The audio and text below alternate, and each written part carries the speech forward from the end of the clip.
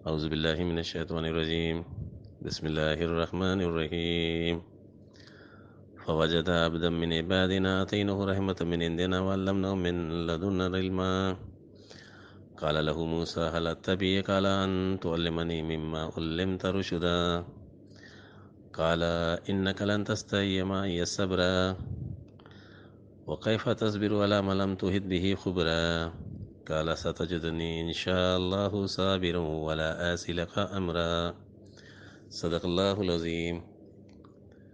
السلام علیکم ورحمۃ اللہ وبرکاتہ۔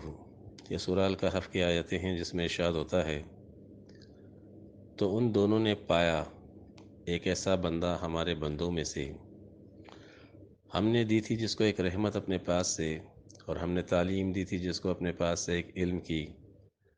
کہا ان سے موسیٰ نے، کیا میں آپ کی اتباع کروں اس پر کہ آپ تعلیم دے رشد کی جو آپ کو دی گئی ہے؟ انہوں نے کہا آپ نہیں استطاعت رکھتے میرے ساتھ صبر کرنے کی، اور کیسے صبر کریں گے آپ اس پر آپ کا احاطہ نہیں ہے۔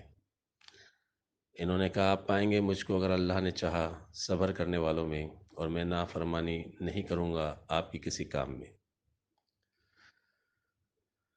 فوجد عبدا من عبادنا آتيناه رحمة من عندنا وعلمناه من لدنا علما۔ رشد اور ہدایت دونوں کے معنی اور مفہوم میں ایک فرق موجود ہے۔ ہدایت وہ روشنی جو آپ کو باہر سے روشنی دکھائے، راستہ دکھائے، اور رشد وہ روشنی جو آپ کے اندر کو روشن کر دے۔ حضرت موسیٰ علیہ السلام جیسے جلیل القدر نبی کو علم لدنی کی چاہت میں بندہ خضر کے پاس بھیجنا۔ قصہ موسیٰ اور بندہ خضر عرفانیت کے گہرے اسرار اور رموز کو سموئے ہوئے ہے۔ علم لدنی، علمنہ من لدنا علما، یہ علم بالذات ہے، یعنی اللہ کی ذات کا علم۔ اور نبی کریم صلی اللہ علیہ وسلم آپ اللہ کی ذات کے مظہر ہیں، گنبد خضرا والے آقا دو جہاں محمد مصطفیٰ صلی اللہ علیہ وسلم ہی کا مقام ہے کہ آپ علم لدنی کا کمال دکھائیں۔ آپ صلی اللہ علیہ وسلم نے اپنے اصحاب کو رشد کا حامل بنایا، اور قرآن کریم نے اس کی شہادت میں فرمایا اولئک هم الراشدون، کہ صحابہ کرام رشد کے مقام پر فائز تھے، کیونکہ انبیاء کرام اللہ کی صفات کے مظہر تھے۔ اس لیے بندہ خضر نے موسیٰ سے کہا کہ آپ کو ذات کی خبر نہیں ہے، ما لم تحط به خبرا، اس لیے آپ اس پر محیط نہیں ہیں۔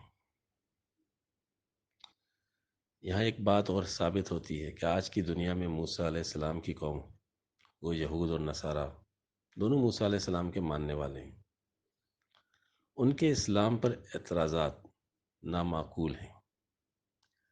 جس طرح موسیٰ علیہ السلام کے بندہ خضر پر ان کے اعمال پر اعتراضات نامعقول ثابت ہوئے،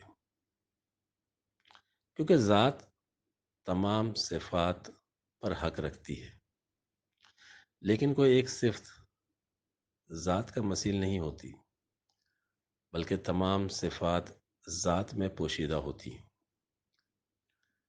یہی وجہ ہے کہ عالم روحانیت میں ہر نبی کی یہ آرزو رہی کہ وہ نبی کریم صلی اللہ علیہ وسلم کے امتی بنتے اور مقام رشد پاتے۔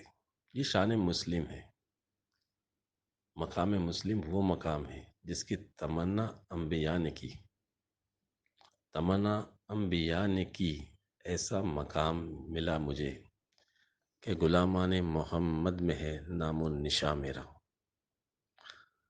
موسیٰ علیہ السلام کا بندہ خضر کے ساتھ صبر کرنے میں سرخرو نہ ہونا، بندگی کا کمال صبر کے بغیر حاصل نہیں ہوتا۔ نبی کریم صلی اللہ علیہ وسلم کی بیعت میں صحابہ کرام رضوان اللہ علیہم اجمعین نے صبر کی تمام منزلوں سے کامل ایمان، عشق رسول اللہ صلی اللہ علیہ وسلم کی بدولت تمام منزلوں سے احسن طریقے سے گزرے اور بندگی کا کمال حاصل کیا۔ یہ کام اتباع رسول اللہ صلی اللہ علیہ وسلم کے بغیر ممکن نہیں تھا۔ تمام انبیاء کی منازل پہلے آسمان سے ساتویں آسمان تک ہیں، جبکہ صحابہ کرام نبی کریم صلی اللہ علیہ وسلم کی اتباع میں عرش معلیٰ تک پہنچے۔ شب معراج نبی کریم صلی اللہ علیہ وسلم نے اپنے اصحاب کو عرش معلیٰ پر دیکھا، جہاں انبیاء کا گزر نہیں ہو سکا۔ تمہارا چاہنے والا بنا کوئی موسیٰ، کوئی عیسیٰ، نہ جانے وہ کیا ہوں گے جن کی تم کو چاہت ہے۔ ہر نبی آپ صلی اللہ علیہ وسلم ہی کے فیض کا طالب تھا، اس لیے صحابہ کرام کا کیا مقام ہوگا کہ نبی کریم صلی اللہ علیہ وسلم نے اپنا سب کچھ اپنے اصحاب پر قربان کیا۔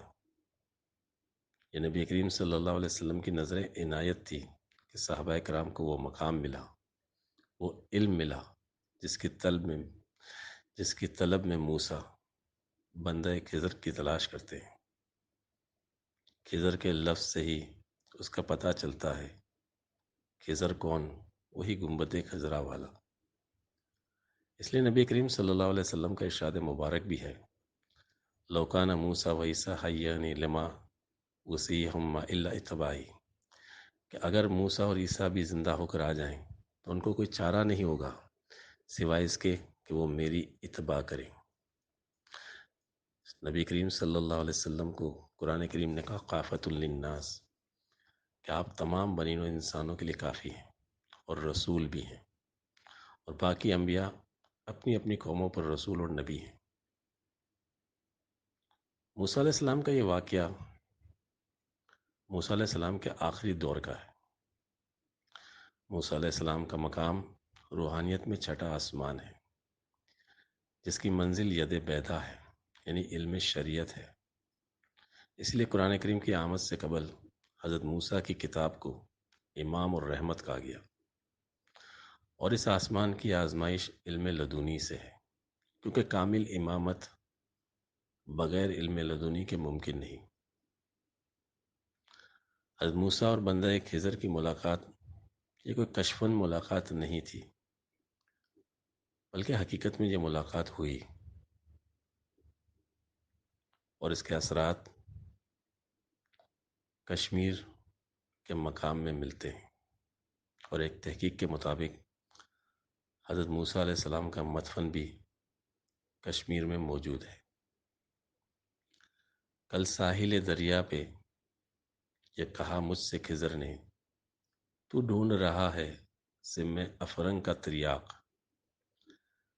ایک نقطہ میرے پاس ہے شمشیر کی مانند، برندہ و کثیر زدہ و روشن و براق۔ کافر کی یہ پہچان کہ آفاق میں گم ہے، مومن کی یہ پہچان کہ گم اس میں ہے آفاق۔ وآخر دعوانا الحمدللہ رب العالمین۔